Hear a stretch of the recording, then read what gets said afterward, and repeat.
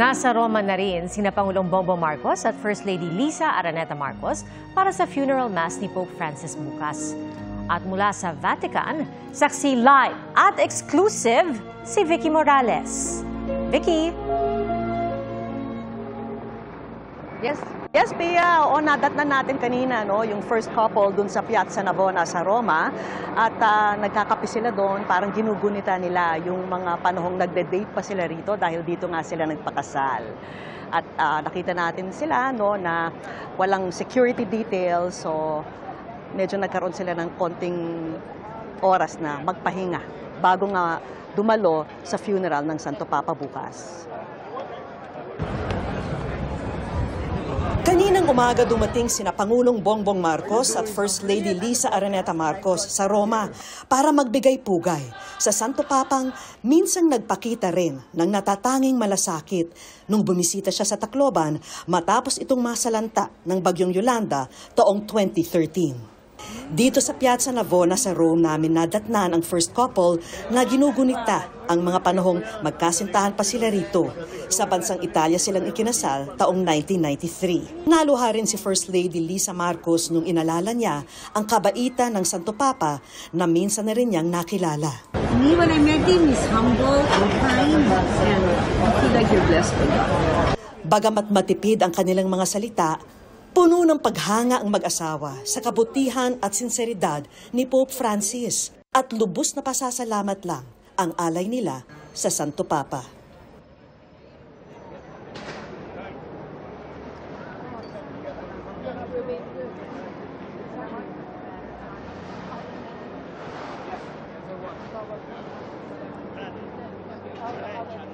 Vicky, kamustahin namin yung lagay ng mga tao dyan sa pila dahil alam natin na hanggang ngayon ay marami pa rin ang gustong masilayan ang mga labi ni Pope Francis. Meron bang cut-off para dun sa public viewing?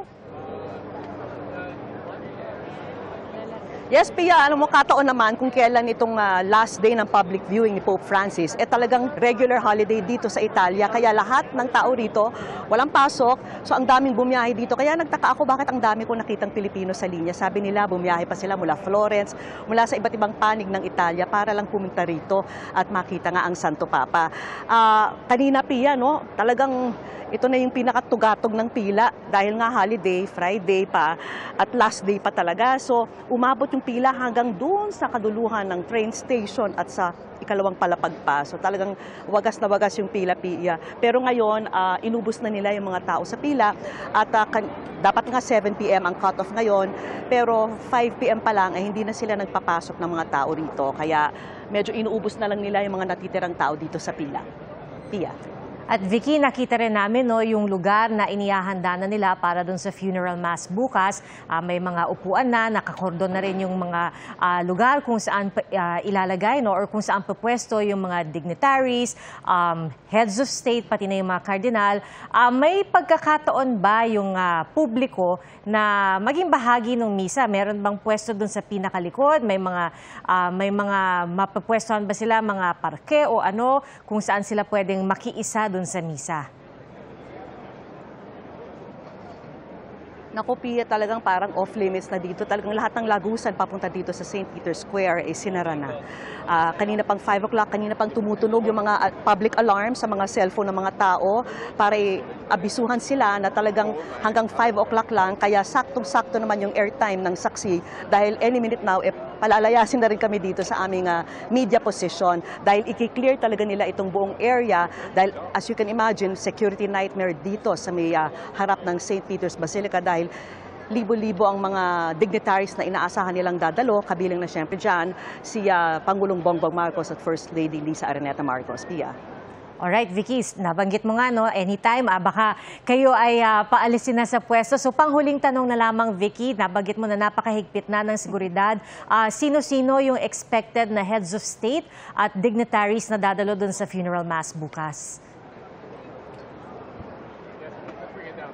Actually, siyempre, ang alam natin, ang madalas na bukang bibig dito is US President Donald Trump. Pero tinanong natin yung ating embahada sa Vatican at sinabi niyang yung Vatican mismo ang maghahanda ng protocol. Tinanong natin kung ano yung magiging seating arrangement nila dito at sinabi niyang yung Vatican din ang magdedesisyon tukol dyan at kung pantay-pantay yung mga ikangay heads of state, gagawin na lang alphabetical order. So abangan natin yan bukas, Pia.